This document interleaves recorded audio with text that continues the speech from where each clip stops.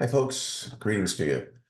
I wanted to post something. It's been quite a while since I've done so, but I want to see if I can get a little more active on this channel. And thank you so much for the comments you put in there. I greatly appreciate it. But I want to talk to something that's very important in how we view tinnitus or tinnitus, however you want to say that. I did put intentionally the word cure in the uh, videos I've done, specifically to go against the thought process that it is incurable. As I think I've mentioned before, I think it's um, how do I want to say this? It's disingenuous, maybe, or hubris for certain institutions, organizations, websites, whatever, to claim that tinnitus is incurable. That's How can you possibly know something's incurable? It's impossible to know that. Some cure could be right around the corner. It's ridiculous to say that. And what's more, because tinnitus is such an emotionally based um, issue, that's the last thing you want to see, right? Something's incurable. Oh my gosh, I'm in the middle of this thing and somebody says it's incurable. I've had 30 years of not experiencing tinnitus. And to this day, I can still hear the tinnitus noise. So how can I say that I'm cured? This is how. I have not had a moment, um, really, that tinnitus has ever bothered me for those 30 years. I can hear the noise. If I want to, I can go find it. It's the sound of my ears trying to hear, right? That's why the tinnitus thing started. It was a new sound for us, right? We had some sort of initiating event. The guys on Star Trek, Nimoy and Shatner, I guess, had an explosion. They both got tinnitus. I've lost my hearing on the flight line. I can hear my ears trying to, the sound as I perceive it, of my auditory process, that it's new to me. It got into my limbic system because it was presented to me. And I've started thinking, "Whoa, this is a new sound. I'm sure I like this." Well, like is more of an emotion, less of some sort of physiological process. And that's how this new sound got into my emotive system, the fight or flight system. So for me, my definition of cure, first of all, my definition of tinnitus is a phobic response to the sound of your ears trying to hear, maybe laboring to trying to hear. So it's the response, a phobic response to the sound of your ears trying to hear. You don't cure arachnophobia by getting rid of all the spiders. Now, one thing I do want to mention is there are people working on this, which is fantastic. I did see something, a couple of months ago, where the folks working on the physiological side of tinnitus are making gains on actually eliminating the noise. And that's kind of the shipping the spiders off to, some other place. So you don't have to worry about them anymore. That would work. It absolutely, to my mind, that would work. You don't have to fear something that doesn't exist.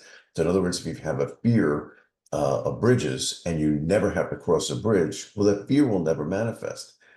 If you're in an anxiety state, you're probably going to find something else to manifest your anxiety in.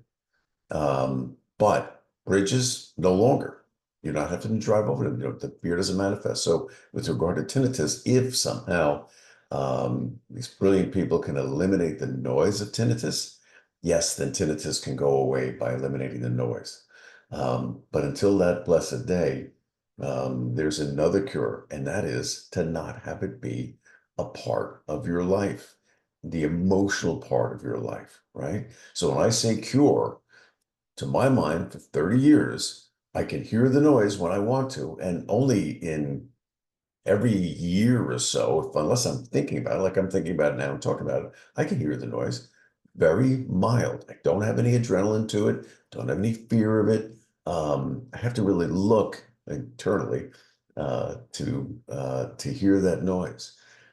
So it never comes up. Same thing is, again, if I fear spiders, I can see a spider. I used to fear them as a kid. don't fear them anymore. Yeah, they're kind of, they're a little nasty looking. I have to admit, don't tell them I said that. But aren't like big cats. I love watching big cat videos.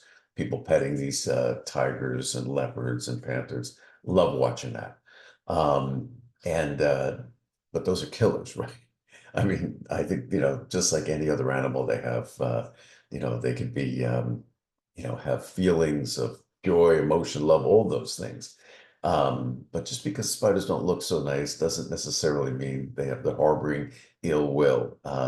Elephants don't look so nice, but they're beautiful animals, right? So my point simply is um, we have I don't know, we have a fear of spiders because they don't look, they look kind of skosh. Um, and so it's kind of where would I want to take this?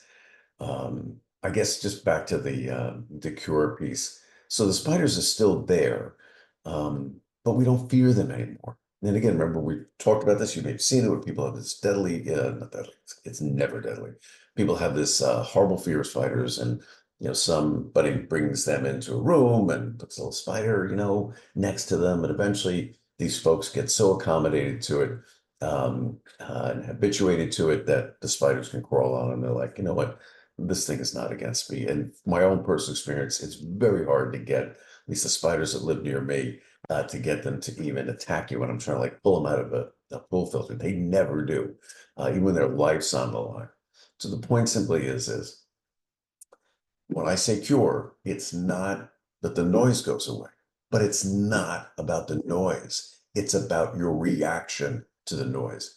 You don't react to the noise normally by having, this huge fight or flight, and there's a few other pieces to that, but just to kind of keep it simple, the fight or flight reaction.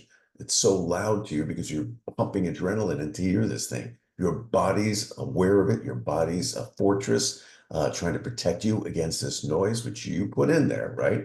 You didn't mean to hurt yourself with this noise by making yourself emotionally exhausted. You just feared it because it was on an onset. It's something that came to you. These things aren't just put in our limbic system from the beginning of time. Some are, right? We fear, some animals that can do us harm or some situations, heights, whatever the case may be. But car horns weren't invented more than 150 years ago, right there. So, and that's something we fear. When we hear a car horn, we talked about this, you step off a curb, bam, you're back up. It's an immediate reaction. It's in your limbic system. It doesn't need cognition. You don't have to think about it. It's not an intellectual piece. You just hear it, boom, you're up and you're away from that threat. Same thing. That's what we've done with tinnitus. The same issues at work. We've got to take the tinnitus, the fear of the tinnitus out. That's the problem. So one day, tinnitus might all be cured by some physiological process that takes, that improves our hearing. So we're not aware of this process of hearing. That might happen someday, and maybe someday soon. I don't know. I tend to doubt it, but who knows? But that's that, and that would be a cure, right? If the sound's not there, if you remove the bridges, the fear goes away because it's not something that you're encountering.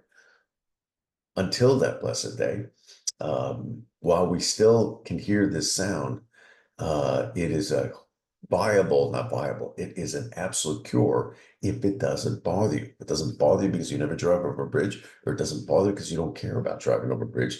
It is still a cure. So if you come, a lot of folks I know are looking to just eliminate the noise. We can't do that yet. We can't eliminate the spiders. We can't eliminate all the bridges in the world. We've got to kind of live with them. And the way to live with them is to embrace them, right? Slowly but surely, embrace them. And you hear that tinnitus noise, go for it, bring it on, let's go. It's the same thing that Dr. Weeks, who I love, if you've listened to the videos, talked about with panic attacks. If you have panic disorder, I did, and you hear this, you feel this panic attack coming on, it's the worst thing in the world, right? But run to it, embrace it. It's your friend, it's your own body. Just trying to kind of protect itself if it's working through some issues, and it's looking for you, your cognitive you, your mind you, to give it a signal. Hey, is this something I need to fear? Bring it on. Bring on the panic disorder. Bring on the tinnitus noise. Bring on these spiders who are just living their little spidery lives. Bring on the bridges. It's the only way to get from point A to point B, or I'm going to have to drive 300 miles around. Don't accommodate to it. You embrace it. And by embracing it, you or take the I don't want to say, how do I want to say this, de-escalate the issue. You take the teeth out of this thing because there's no teeth to begin with. Your body is not malfunctioning, it's hyper functioning. All right, I've used this kind of comparison before. If I put 240 in my computer voltage, it would just shoot the ears, watts, whatever it is, or is it amps? If I put too much energy in my computer, I'm going to get a crazy screen, right? Computer's fine. I just put too much energy into it. Same thing with adrenaline, cortisol, all these other neurochemicals that are going on when we're afraid, right? All I have to do is put 120 back in. I'm fine. Computer's fine. Not a problem. You're not malfunctioning. You're hyper functioning. The cure is wholly within you, wholly within you. You put it there, you can take it away, right? It's a vital process, the fight or flight piece. But unfortunately, too many times we put things that really aren't, really shouldn't be there, like the tinnitus noise and bridges and spiders and whatever the case may be. Um, so we can take them out. So just wanted to pass that on to you. I hope your things are going well for you. Please add comments. I'll try to respond as fast as I can to them. And I wish you a great day. Take care.